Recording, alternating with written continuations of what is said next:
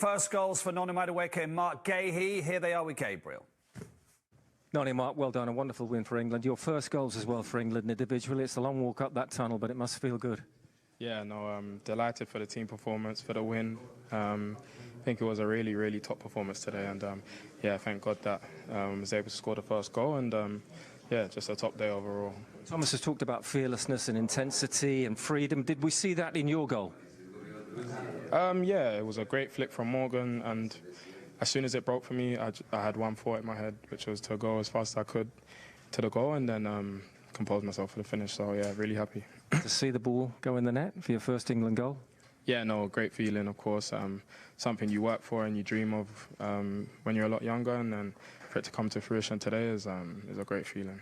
Well, how have the last 8 days been for you? Because it's been some 8 days. It's been great. Coming to England as well, because was it easy coming to the England camp after what happened? It's always easy coming here. Got such a good group of players, good group of staff, you know, all working towards one goal. And so, yeah, really enjoyable. Always good to be here. And how do you sum up the goal then, your first goal for England? Just over the moon.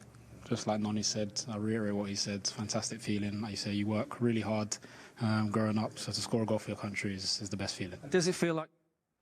And Ian will know how thrilled they are to have scored their very first goals for England. A reminder, we'll say that they absolutely did. They showed obviously a good attitude. Serbia really disappointing. We said at half-time they didn't know where to stick or twist.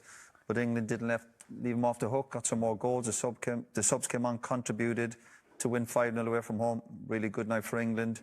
And there was lots of really good play. Mm-hmm. And there was excitement about the way they played. I think that's the best thing for everybody at home watching, isn't there? To watch England like that was really enjoyable. Yeah, it felt very fluent. You know, the passing was crisp and sharp. The movement was really crisp. They couldn't really deal with the movement, Serbia, even when they had the 5 at the back with a 4. We were still not afraid to pass into those areas because there's someone like Morgan Rogers who's very comfortable in there. When the ball's coming, he's big and strong, and he's got the ability to keep the ball moving. People running off of him. We look like a totally different team. A very special evening as 3 England players scored their first goal for their country. Madueke in the first half, Konza 3-0, his first goal. Gahey 4-0, and then Rashford from the penalty spot as well. The Konza goal, we had to have a look at this on VAR in case Harry Kane, in an offside position, there was interfering with play. I think that's just about fair enough, but it just sort of summed up the chaos in England. Yeah, but if you look at Konza's movement, he's like a striker. He's really anticipating. He's on the move, and he gets his reward. Nice little tap-in, one-touch finish. He'd be delighted with that. Obviously, the priority for the defenders, of course, is clean sheet. Look at this now. Morgan Rogers on the near side there. Well, he's shoving the defender back so the game's onside. Yeah, it's obviously like out. They do a lot of that. Yeah, they do that, Villa. You know what I mean? You can see him pushing him into a situation where once the ball's coming in, he's still keeping everyone on side. It's very clever. Lucky to not get caught out. The goalkeeper's really poor for that. But, I think actually this is one of the better referees in Europe. I was surprised he didn't give that with the naked eye, but that's why VAR is what it was. What about Rashford when he came on in? He's not starting regularly for Barcelona, but a big challenge for him this season in Spain. You know what I do like with Marcus, whatever we say about him, is that when he comes, he gets the ball, he's trying to go at you. He'll try and cut in, he'll try and have a shot. He will try. He's not coming on to just come in and knock it sideways. He'll come and have a go. And you know what? Maybe the luck will turn for him. He'll get past people, get some of those shots, they'll fly in, and people have a whole different narrative on him. But you just want to see him still doing the things what he does best, playing to his strengths. The goal will do him a world of good. He knows the competition with England there now. Whether he'll get a regular run of games at Barcelona is another challenge for him. But he'd feel better for that, definitely. Yeah. That's Rashford's 18th for England in the first half. Harry Kane's 74th for England from a corner. So Thomas will be really happy that England have looked good from set pieces as well. The fact that he's left alone to drift in there is another matter. Again, shocking defending, but Kane, you're given time with all his experience, the quality he's got. I bet you couldn't believe his luck. But he's still got to hit the target right in the side net, and very, very good finish. Shocking defending. But, yeah, set pieces, we know the importance of it. But this is the goal of the night. This is the goal of the night. Everything you want from a team. Off the ball running, little flick there. And then the intelligence just to go across the defender and a brilliant finish. Yeah. And that will define these attacking players, their end product. Can they do it? And this kid is doing it recently. End product, getting goals, assists, affecting games. And all he will do, just his confidence will grow and grow now. What about Morgan Rogers? Part of that goal, Roy's mentioned it earlier, and his role in the England team. What does he bring to this England team in particular? Well, he's got a surety to him and the quality where the ball comes into him. He's got back to goal. He can play with back to goal, or if he gets the ball and he's running at you, he's going past you. This is brilliant play from here. That's fantastic. And then the pass, brilliantly weighted. Noni, unfortunately, doesn't quite catch it, but again, when you've got somebody in that 10 space, this is what you've got to be able to do. You've got to be able to get the ball with the back to goal, turn quickly, get it on the half turn and make things happen. You know, and that's what he does. When you watch how he's playing, when he's getting in and around the box here again, you look at it, look, great pass, great vision. You know, not just like a big players just standing there. Great, this is fantastic. This is the one, really. This is the one, Roy. Do you know, this reminds me of when he does stuff like that, he gets in a tidy and he gets away from Gaza. Yeah. He's just got that where you think you've got him. Remember, Gaza used to get his elbows up and then get away from you, obviously Gaza in his prime. And he just, little moments like that reminds me of Gaza. Here's the question, because I'd be thinking this if I was at home on my sofa. Is he an alternative to Bellingham? Is he a companion to Bellingham in there? Could you play the two of them? Don't confuse us tonight, will you? With this, You know what I mean? Where you do you know what he does is give the manager a problem, and a brilliant option. And when you get the opportunity, you perform like that. Then you're sending a message to managers. You're going to find it hard to leave me out. Yes. And that's all these players. Like Madueke with Saka, same thing. You. That's what we need. If we're going to get to a final and get to a final, let's say it's Spain. You know, you've got to. You've got. I'm laughing. You're in the final. No, Roy. Yeah. No, what I'm trying to say is, you have to have this this level of competition. You want someone players that can make a difference. Thank you. Yes. That's what you need, and that's what we're going to need. And that's what you need. Someone like Thomas Tuchel who's going to say, "No, he's doing all right. I'm going to keep him. I'm going to keep him playing in there." Yeah, absolutely. It's like, you know, Rodri and Zubamendi, right? If you were Spain, you could be having the same conversation about those two. Yeah. About how they complement each other, or one comes on for the other, or whatever. We have what everybody's been waiting for. Yeah. I think that England have done very well in that first half. They've been very frustrating, tried to frustrate it with the amount of bodies in front, but the movement from the front four and the confidence in passing and playing has been brilliant to watch. It's really been good to watch, and they deserve to get those goals, because I think that the way they've played in that first half, it was really dominant. And actually, Thomas Tuchel didn't talk about set pieces. He actually talked about long throws as well in the build-up to the game. So the fact that England took the lead in the way that they did, Harry Kane just drifts off the number 2, Nedeljkovic, who, you know, space never scored, as you always say in football. Amazing. It's a good idea to leave Kane on his own, I think, you know, the amount of goals he's got. And they've got the bodies back. There's a little bit of blocking, but he walks onto it.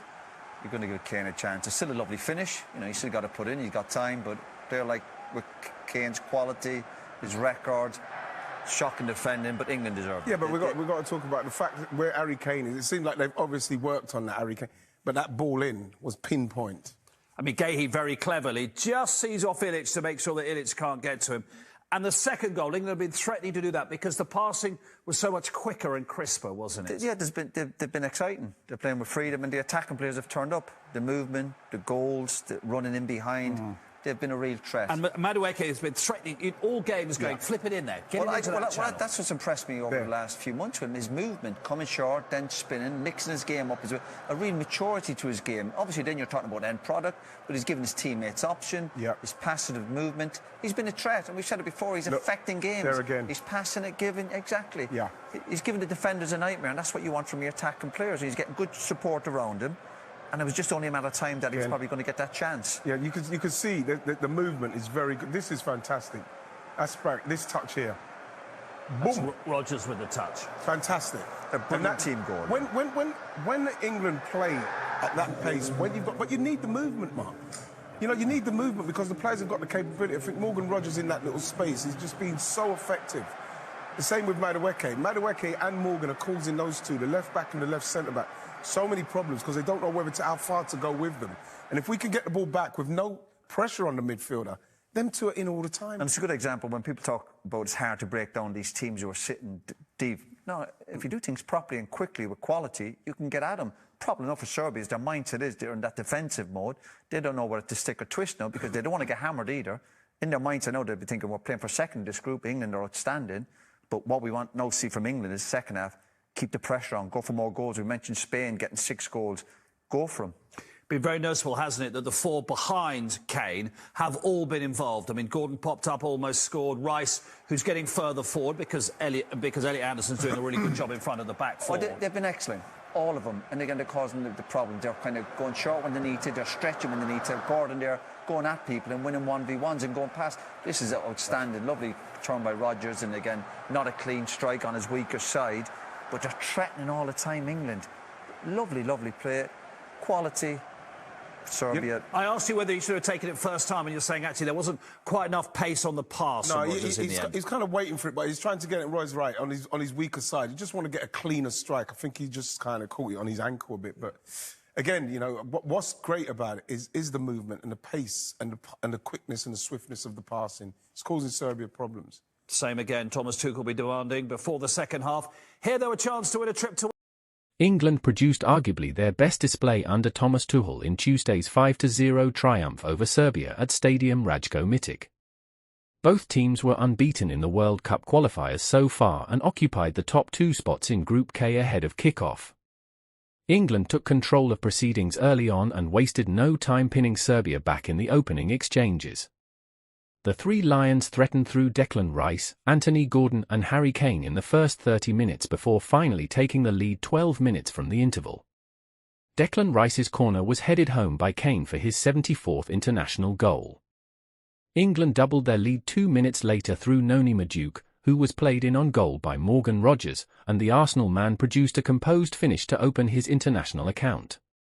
Serbia headed into the interval staring down the barrel of a first home World Cup qualifying defeat since 2012.